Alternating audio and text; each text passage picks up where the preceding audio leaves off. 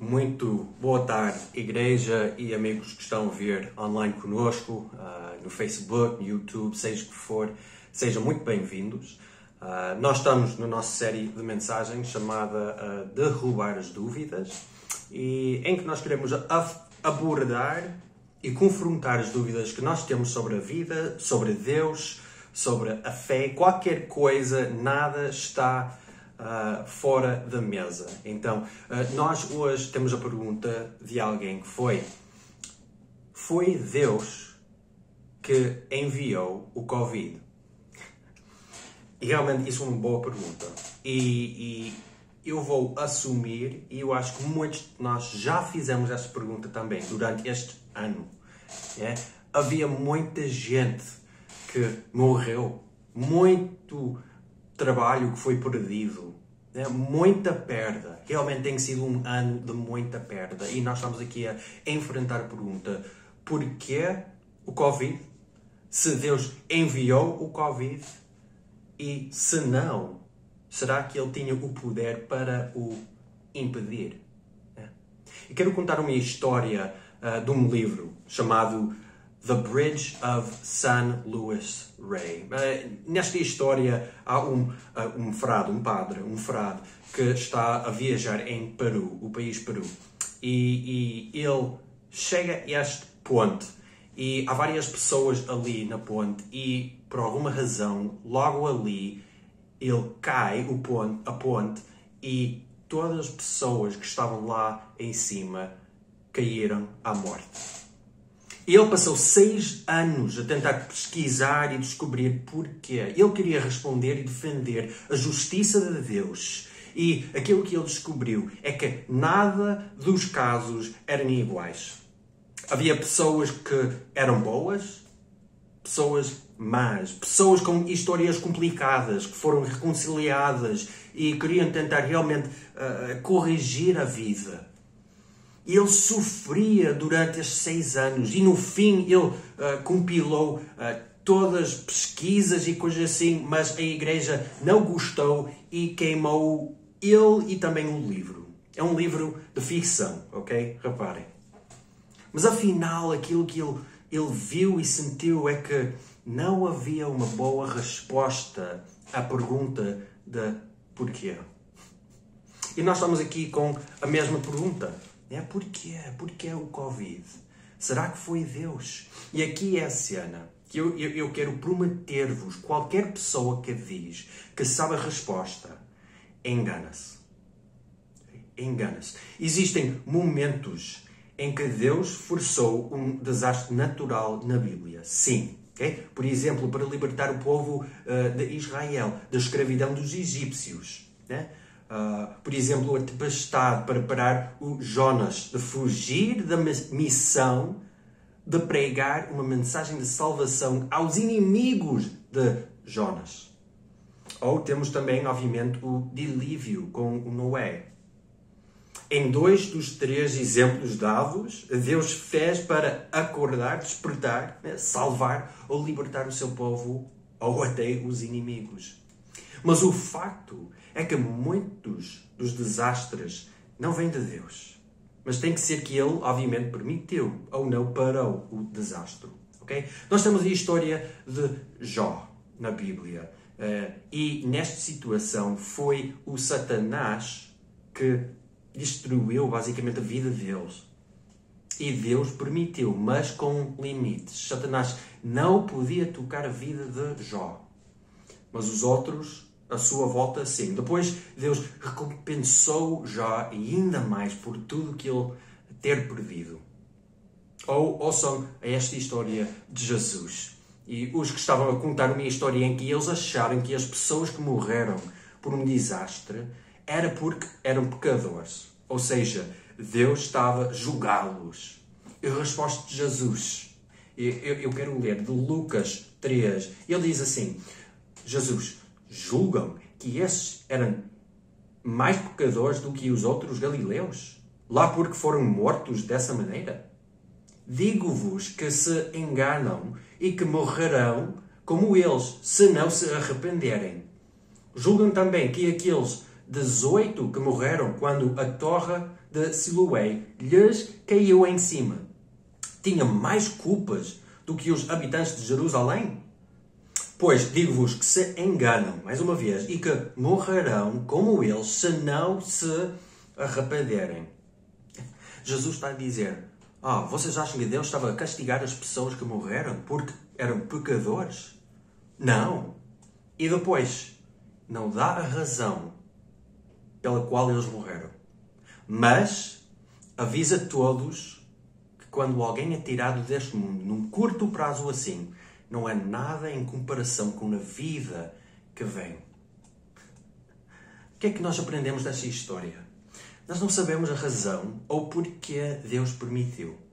Mas estes momentos oferecem-nos a oportunidade de nos despertar e responder a Deus. Tal como esta temporada da Quaresma em que nos encontramos. Um tempo para refletir sobre a brevidade da vida, desta vida, e lembrar-nos que a vida que vem, ou no reino de Deus, ou no inferno, é infinitamente mais longa e mais importante do que esta. E Jesus está a dizer para estas pessoas, obviamente, orgulhosas, né? Arrependam-se, virem-se para Deus e corrija a vida e entra no seu reino, porque aquilo que lhes aconteceu não há nada em comparação com aquilo que ou vais ganhar ou vais perder na vida que vem. Isso é grande.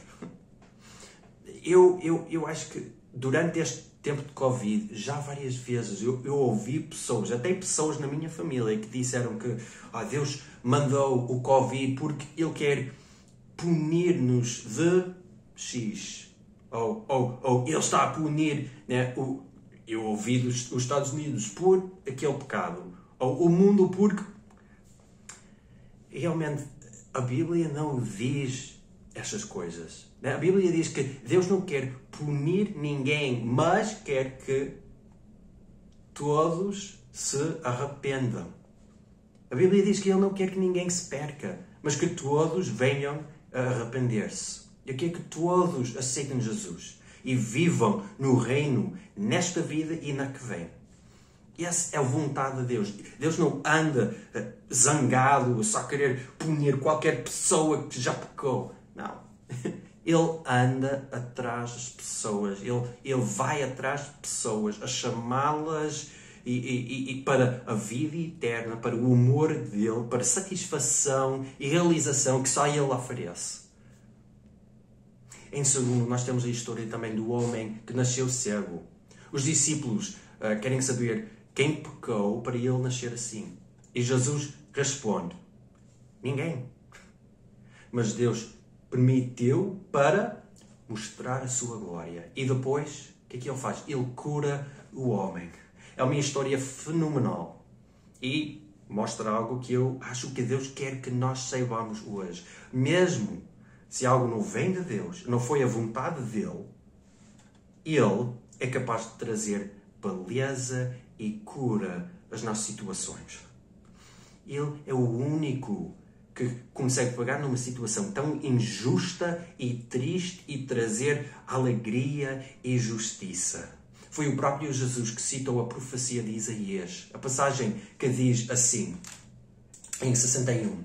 O Espírito do Senhor, Deus está sobre mim, porque o Senhor me consagrou para levar a boa nova aos pobres, para curar os desesperados, para proclamar a libertação aos exilados e aos prisioneiros a liberdade, para anunciar o ano da graça do Senhor e o dia em que o nosso Deus se vai vingar dos inimigos, para consolar os que estão de luto, para colocar na cabeça dos enlutados de Sião uma coroa em vez da cinza. Ele tem a capacidade de ultrapassar o sensível com uma paz e conforto que nada nem ninguém deste mundo é capaz de oferecer. Portanto, em momentos como este, podemos virar para Deus e saber que o Deus que foi à cruz de livre vontade para tomar o castigo do nosso pecado sobre Ele e a experienciar a nossa dor, este Deus está disposto e pronto para nos confortar e ajudar nos sofrimentos e nas dores que enfrentamos, que vêm sem lógico nem razão. Ou como o apóstolo Pedro diz: sejam humildes, portanto, e submissos ao poder de Deus, para que Ele vos eleve no devido tempo. Confiem-lhe todos os vossos problemas, porque Ele se preocupe convosco. Eu não sei qual é a tua ideia de Deus e como Ele olha para ti, mas a Bíblia está muito clara. Ele ama-te, preocupa-se contigo e realmente tem um plano bom para ti. Não para te magoar e punir, mas para dar vida abundante e eterna. Portanto, para acabar esta sessão, a verdade é que a Bíblia não oferece a resposta à pergunta de porquê. E nem nós devemos tentar também. Mas nós devemos ser atentos a alguma coisa. O facto que detestamos aquilo que acontece e fazemos a pergunta de porquê. Ou seja, há algo inato dentro de nós que diz a injustiça e o sofrimento neste mundo não é natural. Nós ficamos zangados, mesmo quando somos nós que o causamos, né? E porquê? Porquê esta inquietude dentro de nós? Tal como a dor física que nós experienciamos, grita-nos que algo está errado. Tal como quando eu meto a mão no forno sem saber e o corpo está a gritar: tira a mão, palhaço! Os sofrimentos não nos dão uma resposta à pergunta de porquê, mas apontam-nos para a realidade perfeita e melhor para a qual nós fomos criados. Eles apontam para um tempo em que não haverá injustiça no reino de Deus, plenamente realizado na terra como o céu. Não haverá mais Covid na nova criação. O cancro e a morte que serão mortos pela mão e autoridade de Jesus quando Ele voltar. Tudo isso quando voltarmos à criação como foi pretendida no início, antes da entrada do pecado. Então, qual é a nossa resposta? Como é que nós devemos responder em momentos como este? Há muitas respostas, realmente, que nós podemos ter. E no passado, o povo de Deus tinha respondido de maneiras diferentes. Por exemplo, os puritanos, eles foram da Inglaterra para os Estados Unidos por questões da perseguição e coisas assim. E a maneira que eles olhavam para a vida foi o seguinte, basicamente, que a vida nunca é garantida. Qualquer dia. Então, qualquer dia que nós podemos experienciar é um dom, é uma graça de Deus que nunca devemos tomar por certo. E se alguém morresse amanhã, nós não podemos ficar zangados com Deus. Porquê? Porque tudo foi um dom da graça de Deus. Nunca ganhamos nem merecemos os dias que nós temos, mas foram dados em plena graça e misericórdia de Deus.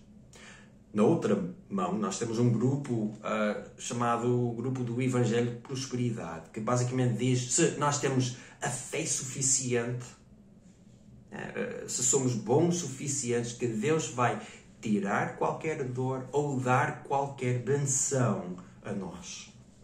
De facto, com este grupo, o sofrimento é um sinal da falta da fé. Eu acho a resposta bíblica encontra-se de alguma forma no meio. Nós estamos de acordo com ambos, mas também temos de criticar. Eu vou explicar. Sim, nós reconhecemos a brevidade desta vida como uma graça de Deus que não merecemos, nunca ganhamos, mas Deus dá de livre vontade. Porquê? Porque Ele nos ama. Ele nos ama tanto que deu o seu próprio Filho para nos resgatar do nosso pecado. Mas nós não olhamos para esta situação, para a soberania de Deus, como um deísmo prático. Ou seja, que Deus existe lá, já prescreveu o plano da vida toda e já está. Que não importa aquilo que nós fazemos, porque tudo já foi planeado por Deus. Não, Ele importa-se. Ele está ativo também com o seu povo. Ele entra em luta na Bíblia, em várias circunstâncias, por causa da dor ou o pecado deles. Isso é incrível. E nós acreditamos nisso. E que Ele ouve e presta atenção às nossas orações, os choros, a dor, o sofrimento do seu povo, tal como Ele fez com os israelitas no Egípcio. E Ele fez muitas vezes depois disso. Tiago diz que a oração de uma pessoa justa é poderosa e eficaz. Então, Deus está atento e interage connosco também. E se Ele nos ama mais do que Ele ama até os pássaros no céu, como Jesus diz, de quem Ele cuida, ainda mais para nós. Mas também nós rejeitamos a ideia que nós podemos usar o Deus como algo que nós podemos comprar e vender quando quisermos. Ele realmente abençoa, interage e tudo assim. Mas se alguém sofre, não é porque eles ganharam isso de Deus. Ele interage e cuida e responde, mas não é assim que Ele oferece. Se eu não tenho a fé suficiente, eu vou apanhar. Né? Se alguém pecar, eles vão apanhar. Se têm uma fé viva e estão on fire por Jesus, que eles vão ter tudo, ser abençoados por tudo. Não, Ele não oferece essa promessa. Né? E se nós vivemos a pensar assim, nós vamos amar aquilo que Ele nos dá mais do que a pessoa que deu. Né? Eu vou amar os carros, o dinheiro e tudo nesta vida mais do que eu até amo o meu Deus. Nós, como o povo de Deus, temos que entender que nós não vamos ter uma resposta por tudo. E temos que viver na tensão de algumas coisas. A reaprender a arte de lamentar. Né? De exprimir a dor daquilo que não funciona. O sofrimento que eu tenho aqui. E ser honesto. E nós estamos a viver ansiosamente a guardar pelo dia em que Jesus vai resgatar e curar toda a sua criação. Em que Jesus vai voltar e resgatar os que pertencem a Ele. Nós devemos ser um povo que confronta injustiça neste mundo, sem dúvida, por orar, mas fazer também, como nós oramos, que a vontade de Deus vem à terra tal como o céu. Mas nós fazemos também, nós confrontamos, nós entramos em luto com aqueles que estão em luto, nós celebramos com aqueles que estão a celebrar e nós estamos ansiosamente à espera, a aguardar pelo dia em que Jesus traz a salvação plena e completa. E até este dia vamos reconhecer a dor e o sofrimento neste mundo, mas pregar também a boa notícia que Jesus já ganhou e é o vitor. Espero que isso ajude durante este tempo, enquanto nós continuamos a enfrentar o Covid, e que possas ter mais confiança que a esperança que nós temos é maior e melhor do que qualquer dúvida que enfrentamos sem Deus. Bem, vamos orar e quero desafiar também para pôr toda a tua confiança nele durante este tempo, este ano e tudo a partir de agora. Tá bem? Vamos orar. Deus, nós reconhecemos que temos perguntas